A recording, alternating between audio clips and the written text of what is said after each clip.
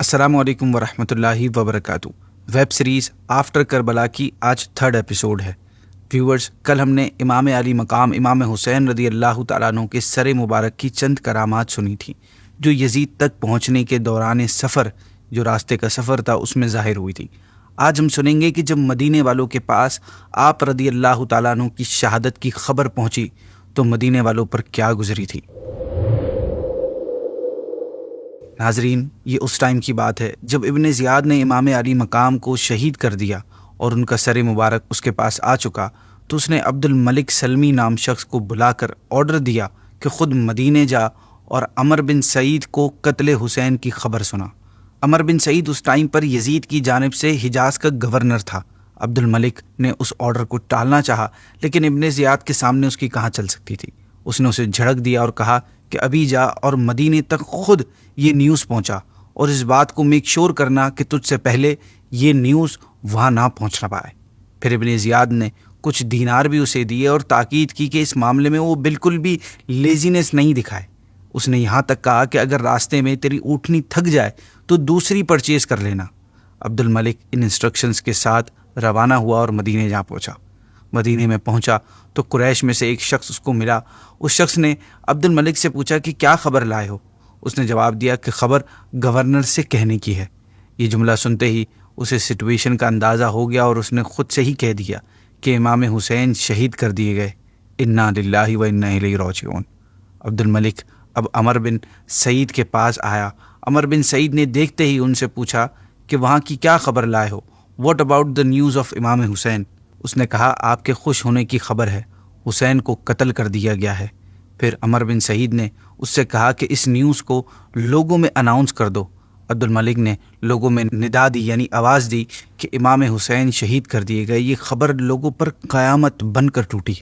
اہل مدینہ کو شدید صدمہ پہنچا، غم کا پہاڑ ان پر ٹوٹ پڑا۔ ناظرین، عبد الملک کہتا ہے کہ میں نے شہادت حسین کی خبر کے وقت جو لوگوں کے غم کی کیفیت دیکھی ہے، ایسی میں نے زندگی میں کبھی نہیں دیکھی۔ یہاں ایک اور بات بھی ہوئی، وہ یہ کہ حضرت عبداللہ بن جعفر رضی اللہ تعالیٰ عنہ، یہ حضرت علی رضی اللہ تعالیٰ عنہ کے بھتیجے ہیں۔ ان کے 2 بیٹے عون بن عبداللہ بن جعفر اور محمد بن عبداللہ بن جعفر رضی اللہ تعالیٰ عنہما، یہ دونوں کربلا میں شہید ہو گئے تھے۔ تو ان کے پاس جب ان کے دونوں بیٹوں کے شہید ہونے کی خبر پہنچی تو ان کے پاس کچھ غلام، سرونٹس وغیرہ اور دیگر لوگ تعزیت کرنے ان کے پاس آئے۔ تو ان غلام میں سے کسی ایک کے منہ سے یہ جملہ نکلا کہ یہ امام حسین کی وجہ سے ہوا ہے۔ یہ جملہ سنتے ہی عبداللہ بن جعفر نے زور سے کھینچ کر اسے جوتا مارا اور اسے ڈانٹتے ہوئے کہا کہ خبردار، جو حسین کے بارے میں ایسا جملہ کہا رضی اللہ تعالیٰ عنہ، اللہ کی قسم اگر میں خود وہاں ہوتا تو ہرگز ان سے جدا نہ ہوتا اور یہی چاہتا کہ ان کے ساتھ میں بھی قتل ہو جاؤں۔ واللہ وہ ایسے تھے کہ ان دونوں بیٹوں کے بدلے اپنی جان میں ان پر فدا کرتا۔ ان دونوں بیٹوں کی مصیبت کو میں مصیبت نہیں سمجھتا۔ انہوں نے میرے بھائی، میرے چچا کے بیٹے کے ساتھ ان کی لیڈرشپ میں صبر و رضا کے ساتھ اپنی جان دی ہے۔ یہ کہہ کر آپ وہاں موجود لوگوں کی طرف متوجہ ہوئے اور کہا شکر ہے اس پروردگار کا کہ امام حسین کی مدد میرے ہاتھ سے نہیں ہوئی تو میرے بیٹوں کے ہاتھ سے ہوئی۔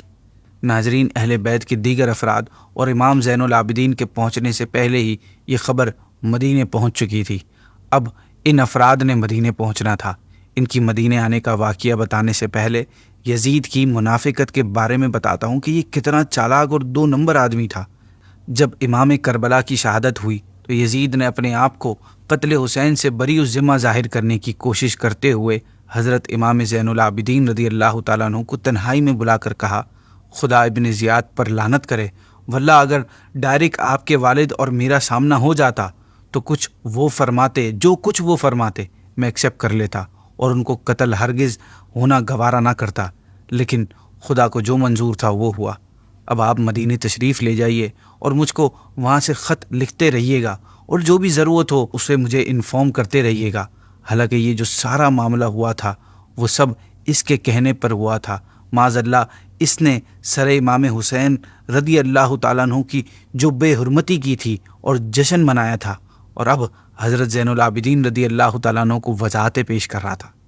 انیوے ناظرین، امام زین العابدین اور اہل بیت اطہار کی دیگر افراد کو مدینہ منورہ پہنچانے میں صحابی رسول حضرت نعمان بن بشیر رضی اللہ تعالیٰ عنہ کا سب سے اہم رول تھا۔ آپ ہی نے ان حضرات کی سلامتی کے ساتھ مدینہ پہنچنے کا انتظام فرمایا تھا۔ یہ خوش نصیب صحابی کون ہے، اس کے لیے آپ کو تھوڑا پیچھے جانا ہوگا۔ آپ کو پتا ہوگا کہ امام علی مقام سے پہلے حضرت مسلم بن عقیل اور آپ کے 2 بیٹے محمد اور ابراہیم کوفہ آئے تھے، اور یہ حضرات کوفہ پہنچ کر بن ابی عبید کے مکان پر ٹھہرے تھے۔ پھر آپ کے آنے کی خبر سن کر جوک در جوک کوفہ کے لوگ آپ کی زیارت کرنے آئے تھے، اور 12,000 سے زیادہ کی تعداد آپ کے ہاتھ پر امام حسین کی بیعت کی تھی۔ اہل عراق کی یہی عقیدت اور انٹینشن دیکھ کر پھر حضرت مسلم بن عقیل نے امام حسین کی جانب لیٹر بھیجا تھا، جس میں یہاں کے حالات کی اطلاع دی تھی اور ریکویسٹ کی تھی کہ یہاں آپ کی ضرورت ہے، لہٰذا آپ جلد تشریف لائیں تاکہ اہل عراق یزید کے ناپاک شر سے سیف رہیں اور امام حق کی بیعت سے فیضیاب ہو سکیں۔ اس وقت حضرت نعمان بن بشیر رضی اللہ تعالیٰ عنہ کوفہ کے گورنر تھے۔ آپ رضی اللہ تعالیٰ عنہ اہل بیت سے بہت محبت کرنے والے تھے، اور اسی محبت کے سبب آپ نے اپنی گورنری کو بھی قربان کر دیا۔ دراصل اس کا واقعہ یہ ہوا تھا کہ جب حضرت مسلم بن عقیل کوفہ تشریف لائے تو آپ رضی اللہ عنہ نے گورنر ہونے کے باوجود اہل حق کا ساتھ دیا اور ان کے خلاف کوئی ایکشن نہیں لیا، جسے دیکھ کر یزید کا ایک حمایتی شخص، اس کا چمچہ، آپ سے کہنے لگا آپ کمزور ہیں، آپ کی آنکھوں کے سامنے شہر میں فساد ہو رہا ہے اور آپ کچھ نہیں کر رہے۔ آپ نے جواباً فرمایا رب تعالیٰ کی نافرمانی کروں اور مجھے طاقتور کہا جائے، اس سے زیادہ مجھے یہ بات پسند ہے کہ میں اللہ کی اطاعت اور فرما برداری کروں اور میں کمزور کہا جاؤں۔ خیر، آخر جب مسلم بن یزید حضرمی اور عمارہ بن ولید نے یزید کو انفارم کر دیا کہ مسلم بن عقیل کوفہ میں تشریف لائے ہوئے ہیں اور اہل کوفہ میں ان کی محبت اور عقیدت کا جوش بڑھ رہا ہے، ہزارہ آدمی ان کے ہاتھ پر امام حسین کی بیعت کر چکا، اور انہوں نے ساتھ یہ بھی بتا دیا کہ نعمان بن بشیر نے اب تک کوئی کارروائی ان کے خلاف نہیں کی۔ جب یزید کو یہ بات پتہ چلی تو اس نے حضرت نعمان بن بشیر رضی اللہ تعالیٰ عنہ کو کوفہ کی گورنری سے معزول کر دیا، یعنی ہٹا دیا، اور ابن زیاد جو بڑا ہی بدبخت تھا، جو اس وقت اس کی طرف سے بصرہ کا گورنر تھا، اسے ان کا قائم مقام کر دیا۔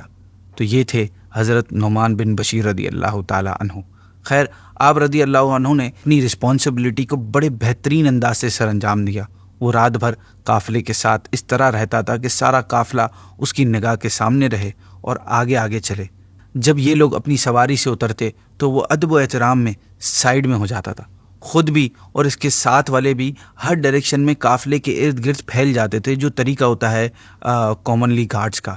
اسی طرح ان لوگوں کو راستے میں سہولت دیتے ہوئے، ان کی ضروریات کا، نیسیسٹیز کا خیال رکھتے ہوئے، ان کے ساتھ مہربانی سے پیش آتا ہوا وہ ان کو لے کر مدینے میں داخل ہوا۔ حضرت فاطمہ بنت علی رضی اللہ تعالی عنہا نے اپنی بہن حضرت زینب رضی اللہ تعالی عنہا سے کہا کہ پیاری بہن، یہ شامی مرد سفر میں ہمارے ساتھ بہت اچھے سے پیش آئے ہیں، لہٰذا اسے کچھ انعام دے دیجیے۔ آپ نے کہا اللہ کی قسم، میرے پاس اپنے زیور کے سوا کچھ بھی نہیں ہے جو اسے انعام میں دے دوں۔ حضرت فاطمہ نے کہا اچھا، ہم دونوں اپنی جیولری جو ہے پہنی ہوئی وہ انہیں انعام میں دے دیتے ہیں۔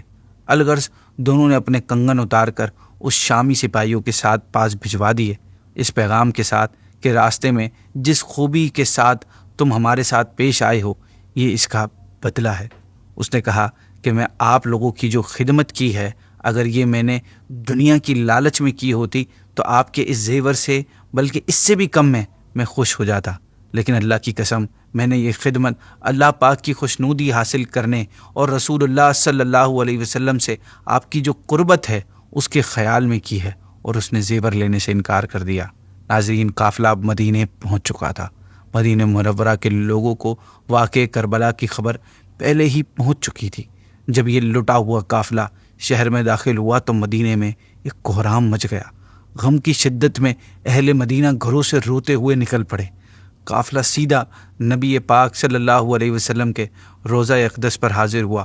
حضرت امام زین العابدین کی نظر جیسے ہی روضہ رسول پر پڑی تو آپ بے اختیار رو پڑے اور صرف اتنا ہی کہہ سکے کہ نانا جان، اپنے نواسے کا سلام قبول فرمائیے۔ ناظرین، آگے کے واقعات انشاءاللہ نیکسٹ ایپیسوڈ میں انشاءاللہ بیان کریں گے۔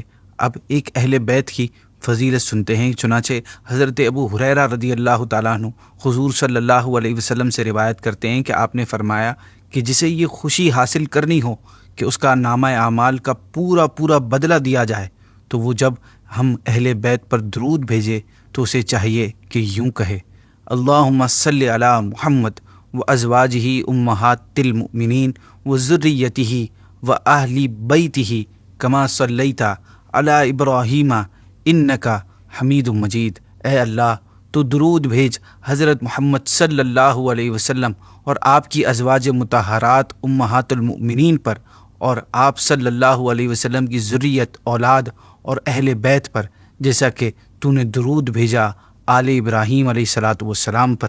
بے شک تو بہت زیادہ تعریف کیا ہوا اور بزرگی والا رب ہے۔